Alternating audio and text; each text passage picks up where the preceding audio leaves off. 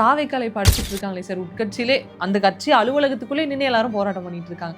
விஜய் இதுக்காவது எங்கேயாவது பதில் சொல்வாரான்னு பார்த்தா பாவம் அவருக்கு தெரிஞ்சா இல்லையான்னு கூட இப்போ வரைக்கும் தெரியல. மற்றதெல்லாம் சொல்லியிருக்காரா? மற்றது சொல்லாத போன இதுக்கே நான் சொல்லணும்? நான் எதுவுமே சொல்ல மாட்டேன். மாசத்துக்கு ஒரு முறை வர்றது ஒரு ஸ்கிரிப்ட் வருவேன். பேப்பர் படிக்கிறது. வந்துட்டு அமாவாசை மாதிரி. தாவேகா என்ன பிரச்சனைனா அடிப்படை பிரச்சனை விஜய் தான். முதலமைச்சர் ஆகணும்னு ஆசை, வந்துட்டீங்க. உங்களுக்கு பொலிட்டிக்கல் ஒன்றும் தெரியாது. உங்களுக்கு தமிழக மக்கள் பற்றி பொலிட்டிக்கல் அந்த அடிப்படை பிரச்சனைகளை தெரிஞ்சுக்கிறதே உங்களுக்கு ஒன்றும். தாவேக்காவை பார்க்கும்போது அந்த பேஸ்மெண்ட்டே ஒரு மாதிரி முரண்பட்டு தான் இருக்கு. பில்டிங் எப்படி எழப்போகுது அப்படிங்கிற இவங்களுக்கு என்னன்னா ஊரில் இருக்கிறவங்களாம் பைத்தியக்காரன், நம்ம ஓட்டு போட்டுருவோம். ஏன்னா அவருக்கு மக்களுக்கு என்ன வேணும்னு தெரியல, தான் கட்சியில என்ன நடக்குதுன்னு தெரியல. சும்மா கட்சி பேருக்கு போட்டா ஒரு கட்சி. மொத்தத்தில் அப்பாவி இளைஞர்கள் இதை நம்பி ஆட்சி வந்துடும், தலைவர் வந்துடும்.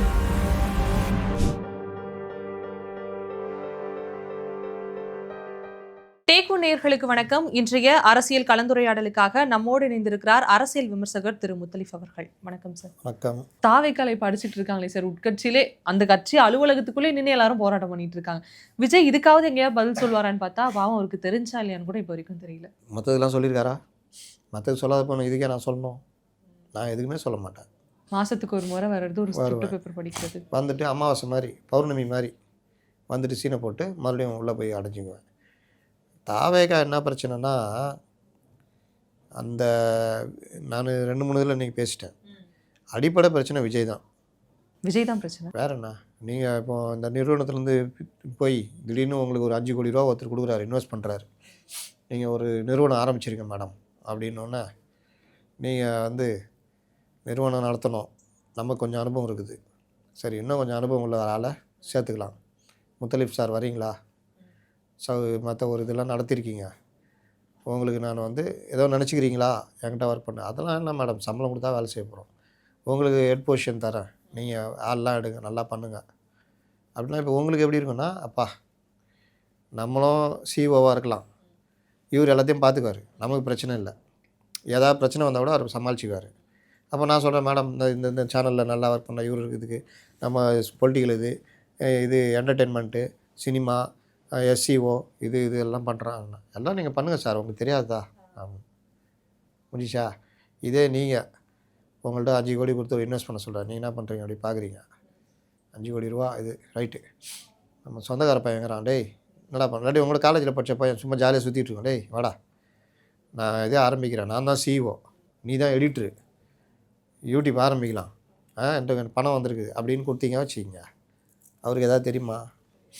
அவர் என்ன பண்ணுவார், அவரு கூட படிக்கிற பசங்கள்லாம் கூப்பிட்டு டேய் மச்சான் கேமரா எடுக்கணும், நீ தான் கேமராமேனு, நீ விஷுவல் வாடா, 4 நாள் நடத்திட்டு நான் வாடலாம் கதை பேசிட்டு இது பண்ணிகிட்டு இருப்பாங்க, கெஸ்ட்டே மேலே கிடைக்க மாட்டாங்க, இது மாதிரிலாம் இருக்கும். அப்புறம் நீங்கள் என்ன பண்ணுவீங்க, நீங்கள் வாட்டில் போய் உக்காந்துக்குவீங்க. அப்புறம் ஒரு நல்ல ஆள் உங்களை ட்ரை பண்ணுவாங்க, அவர் தான் கேமராமேன் வராரு மேடத்து, நான் உங்களெல்லாம் இப்போ ஒர்க் பண்ணேன், என்னை கேமராமேனை சேர்த்துங்கன்னு. அப்போ அவங்க ஃப்ரெண்டு பார்ப்பார், இவர் சேர்ந்துட்டா இவர் அவர்கிட்ட நெருக்கமாகிடுவார் மேடத்திட்ட, ஏதாவது சொல்லி நல்ல ஆளாக 4 ஆள் உள்ளே கூப்பிட்டு வந்துட்டார்னா நம்ம இது பிரச்சனை ஆகிடும். அதனால்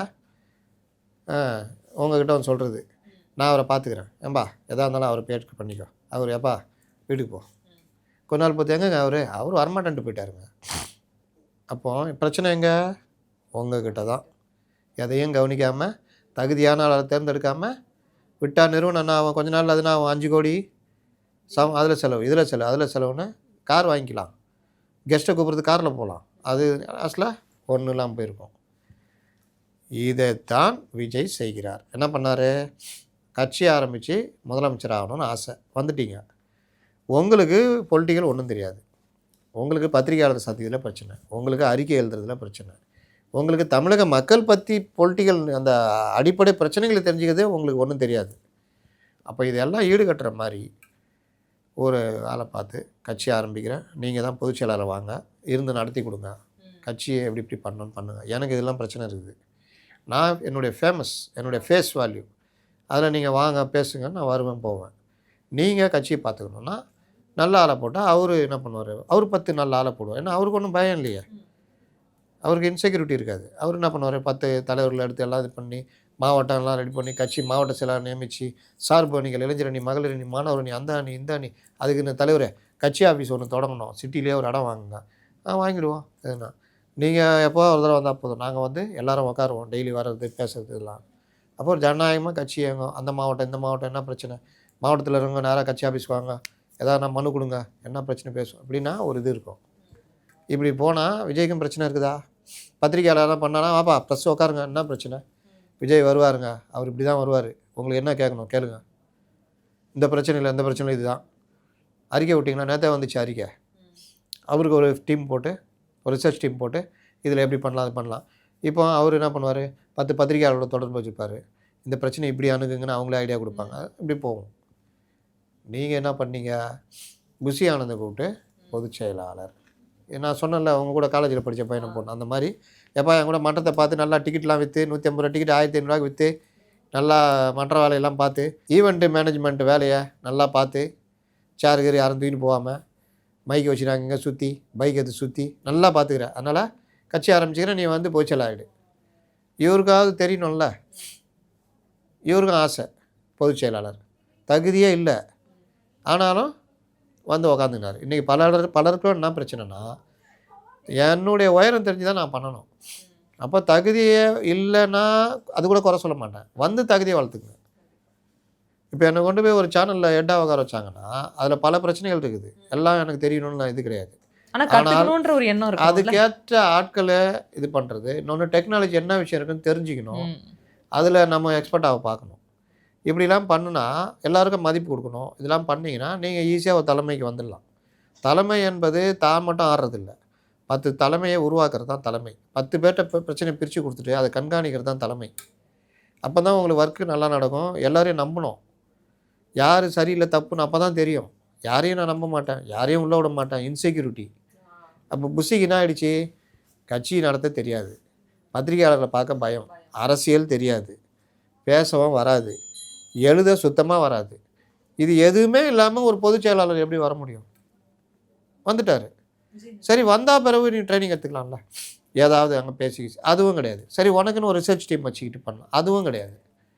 என்ன பண்ணுற, உன் மூலெல்லாம் என்னவா இருக்குன்னா, யாரையும் உள்ளே விடாமல் பார்த்துக்கணும், யாரையும் விஜய் கூட இருக்காமல் பார்த்துக்கணும், நமக்கு வேண்டாத மாவட்ட செயலெல்லாம் போட்டுக்கணும், அதில் ஏதாவது ஆதாயம் முடியுமா அடையணும். எவனாவது தலைவர்கிட்ட லைட்டாக பேசிட்டானா அவனை இனிமேல் கட்சிக்கு கேட்டுக்கு வெளியே நிப்பாட்டணும். அப்புறம் தலைவரை பொத்தி வச்சுக்கணும். அப்போ கட்சி ஆஃபீஸ் எப்படி வரும்? வராது. இன்றைக்கி அந்த கட்சிக்கு ஆஃபீஸ் இருக்கா கேட்டால் பனையூரில் இருக்குதுன்றாங்க. அது பனையூரில் இருக்குது, பங்களா மூடி வச்சுன்னுக்கிறீங்க, அது எப்படி கட்சி ஆஃபீஸ் ஆகும்? கட்சி ஆஃபீஸ்னால் அறிவாலயம், கமலாலயம், சத்தியமூர்த்தி பவன், தாயகம். கம்யூனிஸ்ட் கட்சி ஆஃபீஸ் போங்க, அங்கேயும் ஆள் இருப்பாங்க. பாலநிலம் போங்க, அங்கேயும் ஆள் இருப்பாங்க. நீங்கள் கட்சியாக நடத்துகிறீங்க. இது தெரிதா? இந்த பிரச்சனைலாம் வரும் பொழுது அவரை மீறி யாராவது ஒருத்தர் 2 பேர் உள்ளே வந்துடுறான்ல, அவங்கள எப்படி ஓரம் கட்டுறதுன்றது தான் யோசனை. இதில் தான் ஆதவு இவருக்கு எல்லாத்துக்கும் டக்கப்புவார். ஆனால் நேரம் பக்கமாக அண்ணா தம்பி அப்படின்றது பின்னாடி கத்தி வச்சுக்கிறது. அப்போ என்ன ஆகுதுன்னா, அப்பப்போ தன்னுடைய அதிகாரத்தை காட்டுறதுக்கு புஷி வேலை செஞ்சுட்டே இருக்கார். இதில் புதுசாக இவர்களே சேர்ந்து புஷிக்கு எதிராக செங்கோட்டையனை உள்ளே கொண்டு வராங்க.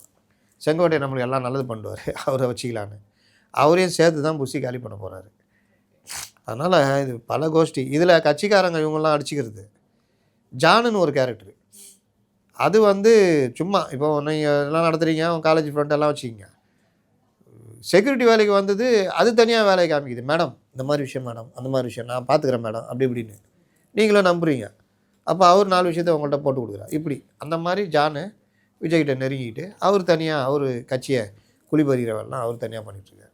மொத்தத்தில் அப்பாவி இளைஞர்கள் இதை நம்பி ஆட்சி வந்துடும், தலைவர் வந்துடுவார் நம்புகிறாங்க. ரொம்ப சிம்பிளாக நான் கேட்குறேன், ஒரு ஹோட்டல் வைக்கணுன்னா நீங்கள் ஒரு ஹோட்டல் சொல்கிறேன், அந்த ஹோட்டலு ரன் ஆகிக்கிட்டே இருக்கும் 24 ஹவர்ஸும். நமக்கு தெரியாது, நம்ம பார்க்குறது காலையில் 6 மணிக்கு ஹோட்டல் திறக்கிறாங்க, நைட்டு 10 மணிக்கு மூடுறாங்கன்னு.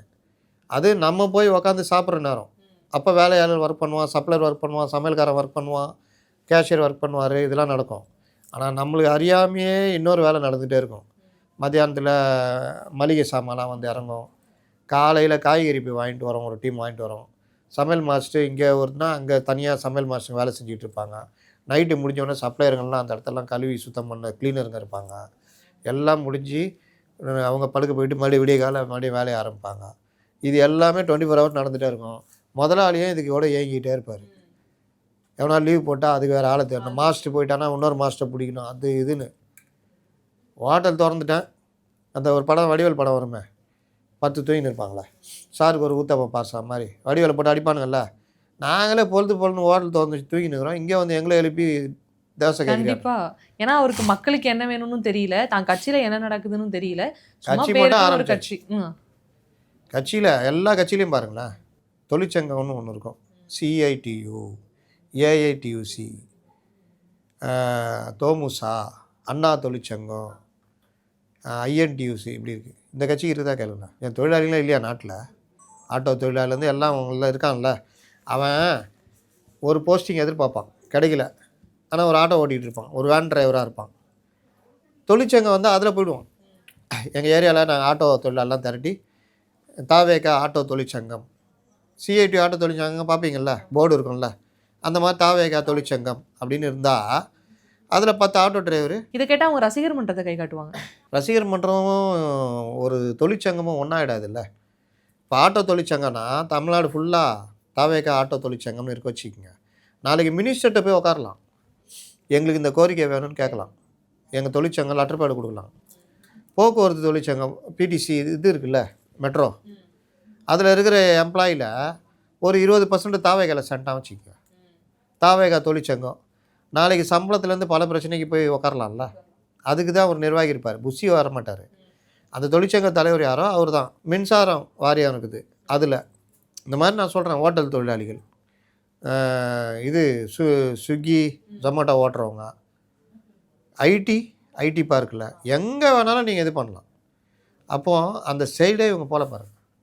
இவங்களுக்கு என்னென்னா ஊரில் இருக்கிறவங்களாம் பைத்தியக்காரன், நம்ம ஓட்டு போட்டுருவோம் அப்படின்னு ஓட்டு போடுவோம். ஆனால் முழுமையாக ஜெயிக்கிற அளவுக்கு போடுவாங்களா? அதுதான் மேட்ரு. அதுக்கு நான் சொல்கிறதெல்லாம் பண்ணோம். இளைஞர் அணி, அப்போ யங்ஸ்டர்ஸை சேர்த்துக்கிட்டே இருக்கணும். அவன் இளைஞர் அணியில் வந்து கட்சிக்கு வருவான், அங்கே ட்ரைனிங்காக இங்கே வருவான். மாணவர் அணி, ஸ்கூலில் படிக்கிற வந்து எல்லாருமே அதை வந்து அப்படி வருவான். மகளிர் அணி அது தனியாக அப்படியே வந்து அதில் வருவாங்க. இந்த மாணவர் அணியில் பெண்களும் உள்ளே வருவாங்க, இளைஞர் அணியில் பெண்களும் உள்ளே வருவாங்க, மகளிர் அணியில் பெண்கள் வருவாங்க. இது இல்லாமல் இன்னும் பல அணிகள் இருக்குது. மருத்துவர் அணி எல்லாம் வச்சுருக்காங்க, சும்மா பேருக்கு அப்படி இப்படி இருந்துட்டு. இல்லாட்டி அதில் யாராவது மருத்துவர் அணி மட்டும் யாராவது இந்த டாக்டர் பிரபுன்னு ஒருத்தர் பணக்காரர். இதில் பாருங்கள், தகுதி வாய்ந்தவர்களில் பணக்காரர்கள் மட்டும் நல்ல இடத்துல வந்து உட்காடுறாங்க அவங்களது. மற்றவர்கள் வந்து சாதாரண இதில் போய் உட்காடுறாங்க. ரெண்டாவது, நான் ஹெலிகாப்டரில் வந்தால் விட மாட்டேன், கட்சிக்கு தகுதி இருக்கணும், மன்றங்கிட்டோன்னாங்க. சேர்த்தது எல்லாம் ஆதவ்லேருந்து அருண்ராஜிலேருந்து மற்றவங்களாம் பாருங்கள் எந்த அடிப்படையில் உள்ளே வந்தாங்க. விஜய்க்கு பிடிச்சிருந்தது இல்லை ஏதோ ஒரு வகையில் உள்ளே வந்து உட்காந்தாங்க. அதனுடைய பலனை தகுதியே இல்லாதவர்கள், மாநில ப்ரொபகண்டா செக்ரட்டரி ஆதவ் அர்ஜுனா என்ன பண்ணார் இது வரைக்கும்? அவரை கேட்ட என்ன சொல்லுவார்? புஷி என்ன பண்ண விட்டார், அதை போய் கேட்டியா முதல்லன்னுவார். அருண்ராஜ் என்ன பண்ணீங்க, என்ன பண்ண விட்டார் அப்படின்வார். இப்படி தான் பிரச்சனை. ஆனால் வெளியில் சொல்லிக்க முடியுமா? நம்ம கேட்டால் சார் நாங்கள் எல்லாம் ஒற்றுமையாக இருக்கோம், நீங்கள் தான் ஒவ்வொரு யூடியூப்லேயும் போய் கண்டபடி பேசிக்கிட்டு இருக்கிறீங்கன்னு. ஆனால் நம்மளுக்கு கீழே இருக்கிறவங்க மாவட்ட செயலாளர்கள் பலரும் என்ன சொல்கிறாங்க, தலைவர் எப்படி சண்டை, இங்கே இந்த சண்டை, அங்கே அந்த சண்டை. அப்போ நம்ம என்ன பார்க்கும்போது அந்த பேஸ்மெண்ட்டே ஒரு மாதிரி முரண்பட்டு தான் இருக்குது. பில்டிங் எப்படி எழப்போகுது அப்படிங்கிற திரும்ப சொல்கிறோம். இவங்களை டிஃபேம் பண்ணுறது சொல்ல, எல்லாம் இருக்குது, சரி பண்ணிக்கோங்க. ஏன்னா மாற்றாக வர்றீங்க, மாற்றாக வரும்பொழுதே பிரச்சனைன்னு என்ன வருது? ஒரு வண்டி ரேஸுக்கு ரெடி பண்ணி கொண்டு வரீங்க, 2 வண்டி ஏற்கனவே ரேஸில் ஓடின வண்டி, பல ரேஸில் இந்த வண்டி ஒரு தடவை ஜெயிச்சிருக்கு, இந்த வண்டி ஒரு தடவை ஜெயிச்சிருக்குது. நீங்கள் ஒரு வண்டியை கொண்டு வர்றீங்க, நம்ம சொல்கிறோம் ஏங்க அந்த வண்டியில் சாதா டயர் போட்டுக்கிறீங்க, ஒரு லேப் போனோடனே வெடிச்சிருங்க அந்த டயருன்றோம். உனக்கு தெரியுமா? வேணா நீ ஒரு நான் சொல்கிறது தான் சரி. ஆமாம், வேணா நீ ஒரு கார் வாங்கி ரேஸ் ஓட்டு. ஏங்க இந்த கியர் பாக்ஸ் வந்து உதவாது, ரேசர் வண்டி கியர் பாக்ஸ் இது கிடையாது. உங்கள் வண்டி ஷேப்பே காற்று கிழிக்கிற மாதிரி இல்லை. சாதாரண ஃபியட் மாடல் வண்டி ஒன்று, அது ரேஸ்லேயோட வண்டி கரணம் அடிச்சிடுங்க டர்னிங்லலாம். உனக்கு தெரியுமா அப்படின்னு? வண்டி யார் டிரைவர் தெரியுமா? யார்? என் வண்டியை கார் ஓட்டியிருந்தார் டிரைவர், அவர் போட்டிருக்காரு. யோ ரேஸுக்கு ரேஸ் டிரைவர் போடணையா அப்படின்னு சொன்னால் அதெல்லாம் இல்லை, அவர் நல்லா ஓட்டுவார் அப்படின்னு. இப்படி தான் போயின்னு இருக்குது. நம்ம என்ன சொல்கிறது? இதை விட நான் ரொம்ப சிம்பிளாக உதாரணம் சொல்லவே முடியாது. கண்டிப்பாக சார். இவ்வளோ நேரம் வந்து அரசியல் வரலாற்றில் இந்தந்த பிரச்சனை இருக்குது அப்படின்னு சொல்லி உங்களுடைய கருத்துக்களை என்னோட பகிர்ந்துருக்கீங்க. ரொம்பவே நன்றி சார். நன்றி.